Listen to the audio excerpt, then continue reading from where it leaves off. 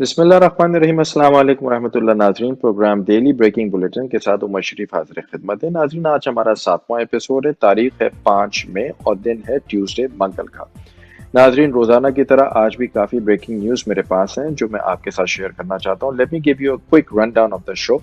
पाकिस्तान से खबरें ये हैं कि कोरोना वायरस के केसेस किसी भी तरीके से नीचे नहीं आ रहे हैं और ये देखने में आ रहा है कि प्रोविंशियल गवर्नमेंट, फेडरल गवर्नमेंट में रस्साकशी शुरू हो गई है। अब ये किस तरफ जाएगी इसके बारे में मैं आपको तफसील से बताऊंगा। इसके अलावा इंडिया से खबर ये है कि इंडिया में भी डेली जो रिकॉर्ड है कोरोना वायरस की केसेस का, उसमें सबसे हाईएस्ट केसेस रिकॉर्ड हुए हैं। उसके बारे में बात करेंगे। इसके अलावा इंडिया से एक और खबर है टाइम्स ऑफ इंडिया की। वो क्या खबर है मैं वो भी आपसे डिस्कस करूंगा। चाइना से खबर ये है नाजरीन के China state owned newspaper global times जो है उसने ये खबर दी है कि उन्होंने secretary of state Mike Pompeo की एक्यूजेशन को यकसर मुस्तरद कर दिया है। क्यों मुस्तरद किया है, क्या वजूहात हैं, क्या उनके राय में रीजन से, ये डिस्कस करेंगे। इसके अलावा यूनाइटेड स्टेट्स से बहुत सारी खबरें हैं नाज़रीन। यूनाइटेड स्टेट्स में जिस वक्त सोशल डिस्टेंसिंग के ऊपर थोड़ी सी ईजी हुई थी गवर्नमेंट और स्टेट्स, उसके कोई खातिर ख्वाह रिजल्ट्स नहीं आ रहे नाज़रीन। और एक बहुत ही खतरनाक किस्म का नंबर और प्रोजेक्शन सामने आई है अमवात की तरफ से कि फ्यूचर में यूनाइटेड स्टेट्स ऑफ अमेरिका में कितने लोग लुक़्मा अजल बन सकते हैं इस वायरस से। इसके अलावा नाजरीन, जो बड़ी बड़ी जाइंट्स हैं उसमें से एक बड़ी जाइंट कंपनी ने ऑलरेडी चैप्टर 11 बैंकरप्सी फाइल कर दी। और कौन सी कंपनीज जा रही हैं बैंकरप्सी की तरफ उसके बारे में मैं आपको बताऊंगा। इसके अलावा डेमोक्रेट के presidential nominee farmer vice president Joe Biden के ऊपर एक बॉम्ब शेल गिरा है। वो क्या बॉम्ब शेल है वो मैं आपसे शेयर करूंगा। फ्रांस और स्पेन से कुछ अच्छी खबरें हैं, तो जहां बुरी खबरें हैं वहां कुछ अच्छी खबरें भी हैं। इसके अलावा नॉर्थ कोरिया से एक अच्छी खबर आई है जो कि president of the United states of America ने किम जोंग उन के लिए कही है। तो तफसीलात का मैं आगाज करता हूँ। सबसे पहले शुरू करते हैं पाकिस्तान से। नाज़रीन, पाकिस्तान में इस वक्त कोरोना वायरस के केसेस दिन ब दिन बढ़ते जा रहे हैं। इसके अलावा चाहे प्रोविंशियल गवर्नमेंट हो, चाहे फेडरल गवर्नमेंट हो और चाहे करप्ट पंजाबी मिलिट्री एस्टैब्लिशमेंट हो पाकिस्तान की। नाज़रीन, अभी तक दुनिया, अवाम, पाकिस्तान के बासी, पाकिस्तान पंजाबिस्तान की आम अवाम इस बात की मुंतज़िर है कि कब करप्ट मिलिट्री एस्टैब्लिशमेंट पाकिस्तान की ये अनाउंस करेगी अपने लोगों का दर्द महसूस करते हुए कि वो 50% बजट कट करने जा रहे हैं और वो 50% कट हेल्थ केयर सिस्टम में यूज किए जाएं ताकि लोगों की जिंदगियों को बेहतर बनाया जा सके और इस खतरनाक वायरस से आने वाले दिनों में ज्यादा से ज्यादा जिंदगियों को बचाया जा सके। लेकिन नाजरीन, ऐसा कहीं होता हुआ नजर नहीं आ रहा, क्योंकि चाहे ऑपोजिशन हो, चाहे प्रोविंशियल गवर्नमेंट हो, चाहे फेडरल गवर्नमेंट हो या चाहे करप्ट मिलिट्री एस्टैब्लिशमेंट हो पंजाबिस्तान / फौजिस्तान / पाकिस्तान की, किसी के नज़दीक भी इंसान की फलाह व बहबूद, इंसानियत की फलाह व बहबूद और मासूम इंसानों की जान और माल इतनी इम्पोर्टेंस नहीं रखती जितना फेडरल गवर्नमेंट के लिए ये इम्पोर्टेंट है कि उसको कितना पैसा IMF से मिल सकता है, कितना पैसा WHO से मिल सकता है। और करप्ट पंजाबी मिलिट्री एस्टैब्लिशमेंट जो है पंजाबिस्तान / फौजिस्तान / पाकिस्तान की, वो इस बात की तगोदौ में लगी हुई है कि जितना ज्यादा पैसा मिलेगा उसमें से ज्यादातर हिस्सा जो है फौज की फलाह बहबूद के लिए इस्तेमाल हो।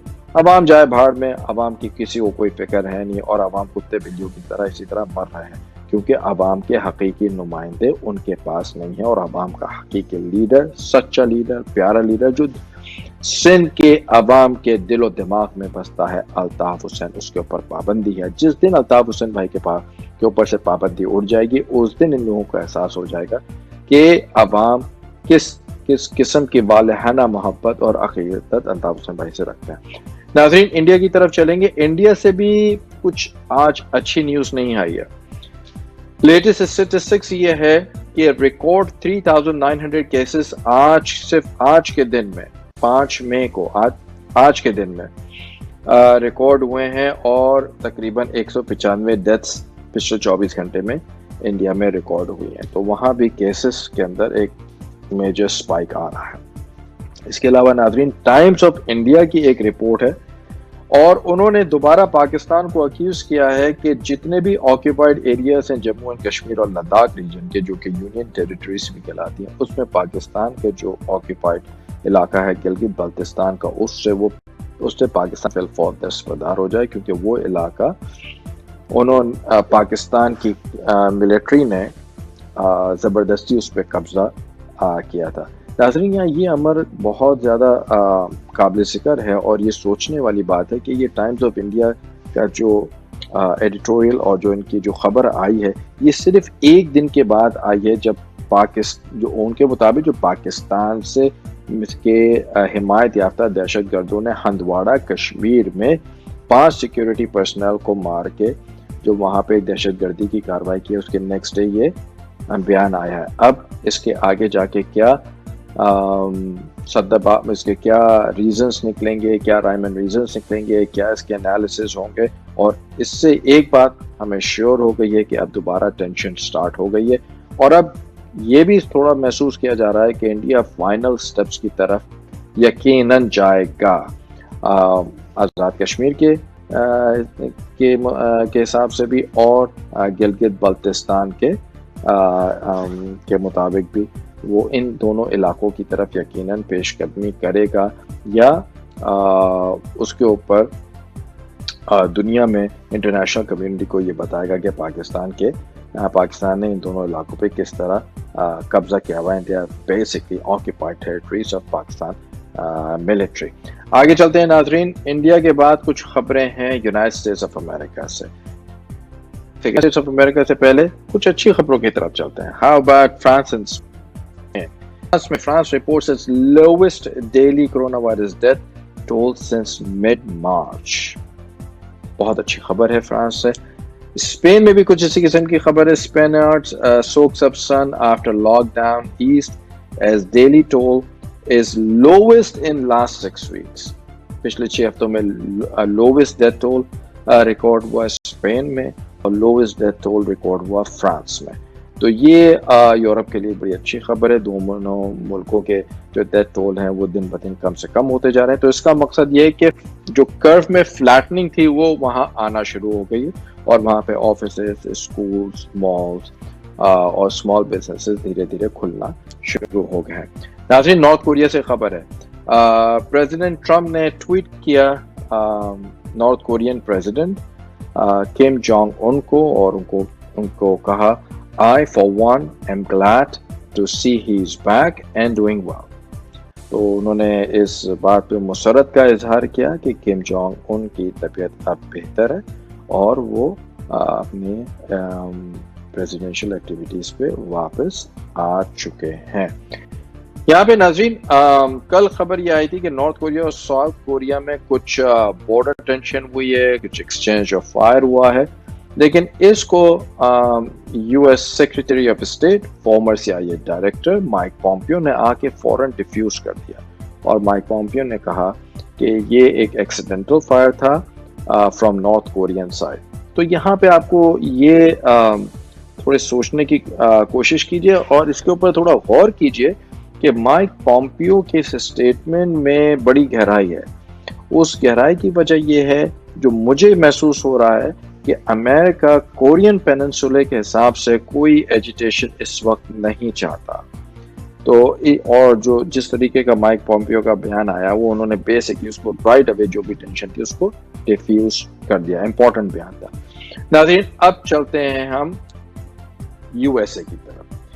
یونائٹڈ اسٹیٹس میں اس وقت سچویشن اچھی نہیں اور 2 ماڈل پروجیکٹس ہوئے تھے شروع میں کرونا وائرس کووڈ-19 کے لیے. ایک پروجیکشن جو ماڈل کی تھی وہ یہ تھی کہ 60 سے 65 ہزار لوگ مئی جون تک کیجولٹیز ہوں گی امریکہ میں.